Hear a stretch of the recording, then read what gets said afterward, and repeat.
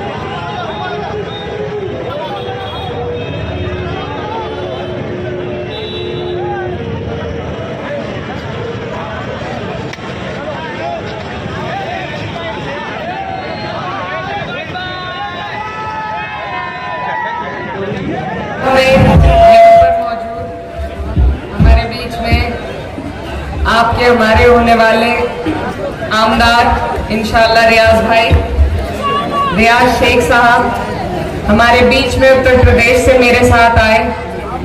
मेरठ से हमारे पूर्व आमदार रफीक अंसारी साहब, फारूक साहब, अनीस भाई, अब्दुल्ला भाई, उमेर जलाल साहब, शाहनवाज भाई,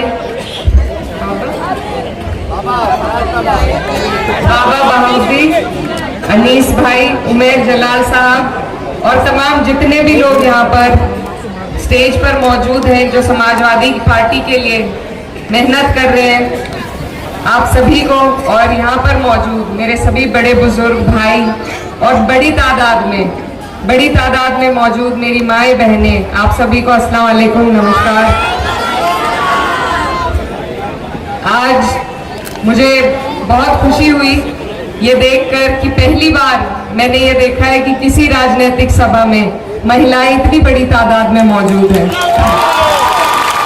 इसके लिए मैं रियाज भाई को और आप सभी को बधाई देती हूँ, क्योंकि जब तक महिलाएं अपने हक के लिए खुद आगे नहीं आएंगी, खुद अपने सही गलत का फैसला नहीं करेंगी, खुद अपनी लड़ाई लड़ने के लिए खड़ी नहीं होंगी, तो हमारे अधिकार हमें कोई नहीं देगा।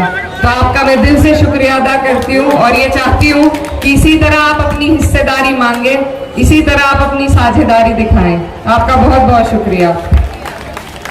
आज जिस मकसद के लिए हम आपके बीच आए हैं, आप बहुत अच्छी तरीके से जानते हैं। आपके यहाँ महाराष्ट्र में चुनाव चल रहा है और ये चुनाव बहुत जरूरी है, और जरूरी इसलिए है कि पूरे देश की नजर आपके चुनाव पर है। देश की राजनीति पर इसका बड़ा असर पड़ने वाला है। हरियाणा के चुनाव का जिस तरीके से एक मायूसी का असर पूरे देश पर डाला है, तो आप समझ सकते हैं कि आपका चुनाव भी बहुत असरदार पूरे मुल्क के लिए रहने वाला है। आप लोगों ने लोकसभा के चुनाव में यहाँ से जो बड़ी जीत इंडिया गठबंधन को दी है और जो बड़ी जीत उत्तर प्रदेश में इंडिया गठबंधन को मिली है, इन दोनों सूबों ने भाजपा जो 400 पार का वादा करती थी, उसके वादे को खोखला साबित करने का काम किया है। और इसमें सबसे बड़ा योगदान अगर किसी शख्स का है तो वह हमारे पार्टी के राष्ट्रीय अध्यक्ष माननीय अखिलेश यादव जी का है, जिन्होंने अकेले 37 MP भेजकर आज वो काम कर दिखाया है कि भाजपा अपनी मन मर्जी जैसे चलाया करती थी अब से पहले, अब वो नहीं चला पाती। तो ऐसे लोग, हमसे बहुत लोग सवाल करते हैं कि आप यहाँ क्यों लड़ने आ रहे हो, आपका क्या अधिकार है। जिन्होंने सबसे ज्यादा जब मुल्क को जरूरत थी ऐसा काम करने का काम किया कि भाजपा को रोकने का दम दिखाया, क्या उनका अधिकार नहीं है आपके बीच में आए और वोट की अपील करें? अगर हमारा नहीं अधिकार है तो मैं नहीं मानती किसी और का भी अधिकार है। तो हम उस अधिकार की वजह से आपके बीच में आए हैं, क्योंकि हमें उम्मीद है कि समाजवादी पार्टी यहाँ पर भी ये जो बेईमानी से बनी हुई सरकार है, इसको बदलने में योगदान देगी आप लोगों की मदद से। अभी जब हम आ रहे थे हमने यहाँ एक रोड शो भी किया, लेकिन रोड नहीं हमें मिली, हम गड्ढों में से निकल के आ गए, रोड नहीं मिली हमें। तो ये आपका जो भिवंडी है, यहाँ पर जो विकास होना चाहिए, जिस तरीके से सड़कें होनी चाहिए, जो अभी रियाज भाई यहाँ पर हाल बता रहे थे कि पानी की भी व्यवस्था नहीं है, स्वास्थ्य की, शिक्षा की कोई व्यवस्था नहीं है, तो ऐसी ही चीजों पर हमारा चुनाव होना चाहिए, इन्हीं मुद्दों पर आपकी लड़ाई होनी चाहिए। और बिल्कुल सही बात इन्होंने कही कि कुछ लोग सिर्फ चुनाव के वक्त निकल कर आते हैं और हमसे हमारे मजहब के नाम पर वोट की अपील करते हैं, लेकिन आपको ये देखना है कि आपके बीच में पूरे के पूरे 5 साल कौन काम कर रहा है, कौन आपकी लड़ाई लड़ने का काम कर रहा है, आपकी आवाज उठाने का काम कर रहा है। और मैं समझती हूँ कि रियाज भाई जो हमारे प्रत्याशी यहाँ से हैं, लगातार आपके बीच में रहकर आपकी आवाज उठाने का, आपके लिए लड़ने का काम कर रहे हैं। तो अपने बीच का प्रत्याशी हो जो अपने सुख दुख में शामिल हो, जिसको मालूम हो कि हमारे इलाके की क्या समस्याएं हैं। ऐसे लोगों को वोट मत दीजिए जो सिर्फ चुनाव लड़ने आपके बीच में आ रहे हैं, और ऐसे भी लोगों को वोट मत दीजिए जो 20-20 साल से आपका वोट लेकर बैठे हैं, लेकिन जो उनका काम है, आज मैं बाहर से आई हूँ, उत्तर प्रदेश महाराष्ट्र से बहुत पीछे माना जाता है, लेकिन ऐसी सड़कें हमारे यहाँ भी नहीं है, हमारे यहाँ भी हाईवे निकल गए हैं अब।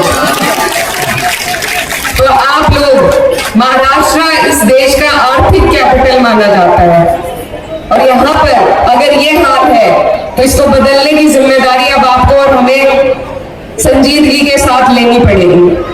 तो ये बहुत अहम चुनाव है।